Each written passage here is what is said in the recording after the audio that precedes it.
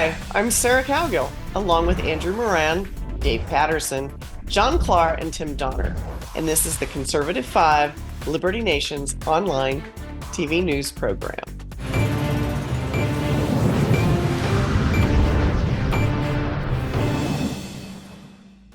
War is expensive and sometimes fruitful for the nations involved. Although emotion is usually the driving force for Americans, taxpayers should take note of how much it will cost if we get ourselves mixed up in another Mideast war. The national debt is well above 34 trillion. The budget deficit is poised to be around 1.8 trillion this fiscal year. Interest payments are inching towards 1 trillion. I don't even know how to calculate that. And America's unfunded liabilities and expenditures are approximately 200 trillion. Hope you guys got calculators out there. I in no way understand any of that. I'm a word girl. That's why Andrew Moran is in the house to talk about the finances of war. Well, actually, technically, it's $1.5 trillion, according to recent CBO estimates. But anyway, I'm not sure if there was a question there, but if your question was, can the U.S. afford another war? The answer is a resounding no. First, on the fiscal front, the U.S. will permanently run a $1 trillion plus budget deficit for the next 10, 20 years, according to CBO numbers.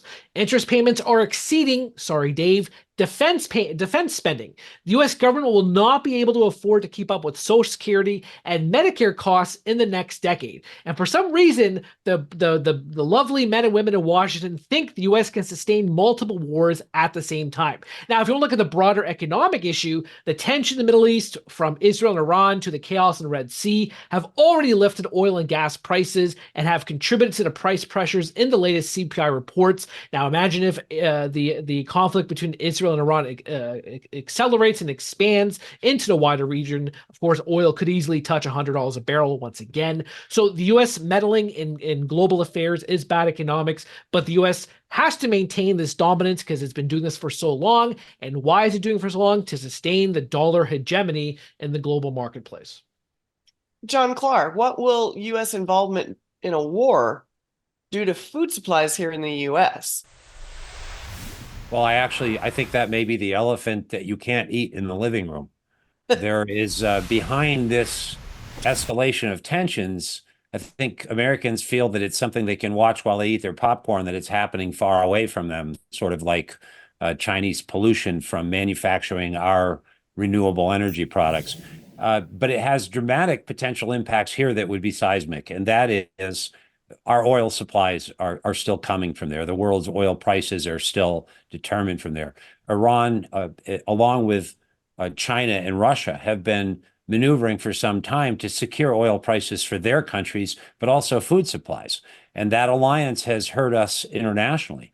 We are a nation that is very much more dependent on food from abroad, and therefore food transportation and the associated costs of trucking that food across our country and shipping it here. So food inflation is already being exacerbated by Biden policies of increased regulations on farmers and other aspects of regulations that are driving up inflation. And if we see an outbreak of war in the Middle East, whether or not it's nuclear, that impacts oil transport through the Strait of Hormuz and other choke points for our oil supplies, we may see something much worse than OPEC, because now we wouldn't be just starved at the gas stations.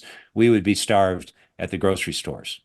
Well, I can tell you this, there is not one American today that's probably ready for rations. That's not going to go over well.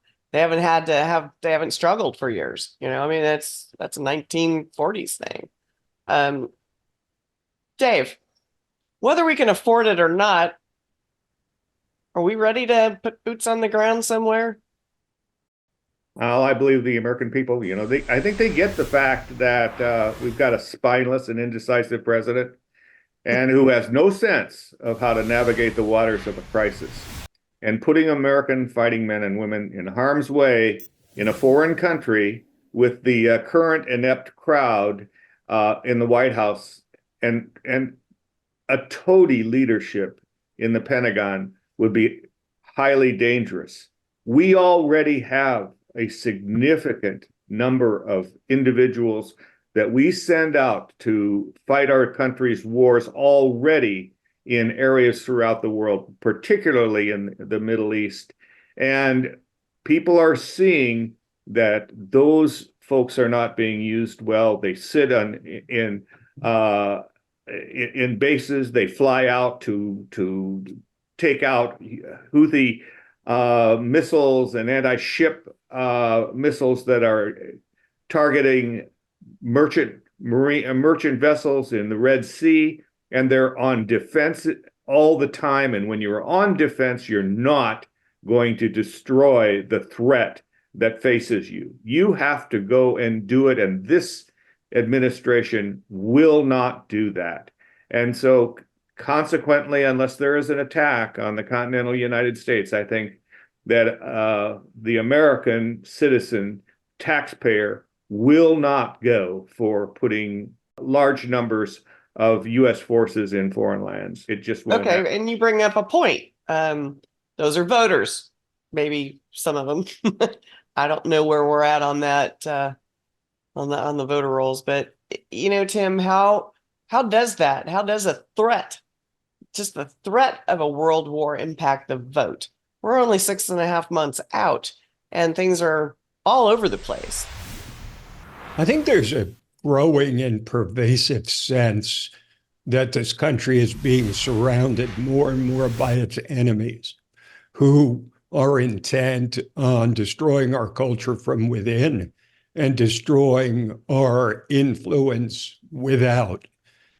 And this is something that the voters are very aware of. One of the things that's hard to do is to put yourself, because everybody has their own personal point of view on things. It's hard to put yourself in the position of voters trying to determine here, or really to determine how other people are feeling about this, because I've talked to so many people who say, my God, this is just falling apart. We've got 2 hot wars going on, plus the threat in Taiwan, plus Afghanistan's become a training ground for terrorists again. And it's a cesspool just like it was before we went in and spent 20 years there, only to leave with a situation that was even worse than when we went in. It took less than 2 weeks for Al-Qaeda to come back. It's notable that Joe Biden enjoyed a political honeymoon, as most presidents do, for the first 6 or 7 months of his presidency. But when Afghanistan happened, his numbers collapsed, and they have not recovered since. And the second time that they collapsed was right after October 7th. So you can see that the American people do care and do pay attention to the matter of foreign wars. The only thing that Biden may have going for him in terms of attention to foreign policy and foreign wars is that the domestic situation is so bad that people are paying attention to their own pocketbooks, and they're trying to account for the fact that a bag of groceries that cost $100 in 2021 now costs $137. That's what people are dealing with every day. But there's some quick fixes that Biden can try with his domestic issues, like releasing from the Strategic Petroleum Preserve, trying to hector the Federal Reserve into dropping interest rates, these kind of things. But there's nothing he can do about these foreign wars. He's proven that. And when Donald Trump left office, 0 foreign wars. Now we essentially have 2, and another one brewing in Taiwan and possibly again in Afghanistan. I don't think the comparison of those 2 records could be any more stark.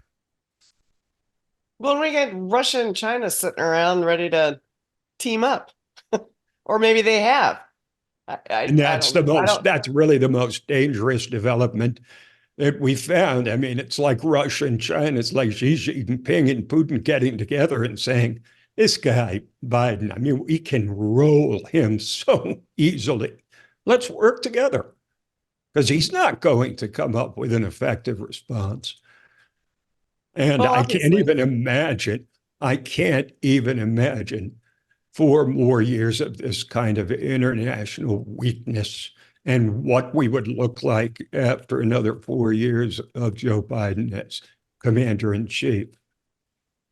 I think what's funny though, geopolitically, is that, if the relationship between Putin and Xi Jinping, who has the upper hand? Because Russia needs China a lot more than China needs Russia at this point. You look at the BRICS, the BRICS coalition and the BRICS plus, that thing is in shambles just because these people have no clue who wants to be leader, whose interests are the best interests of the BRICS. So I think once, maybe, a war in Ukraine is successful or Taiwan is trampled, what happens afterward? What happens in this newfound partnership between all of America's adversaries? Who will be on top? Who's the next superpower?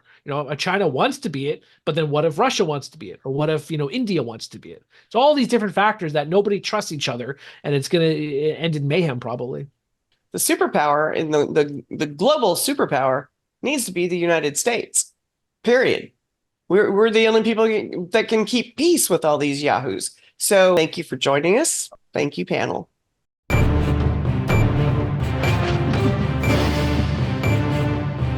Well, that's it for our Conservative 5 panel today.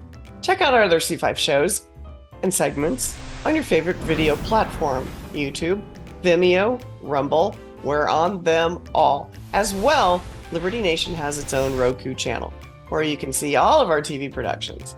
I'm your host, Sarah Cowgill. Thanks for joining us today. For free thinking, free speech, libertynation.com.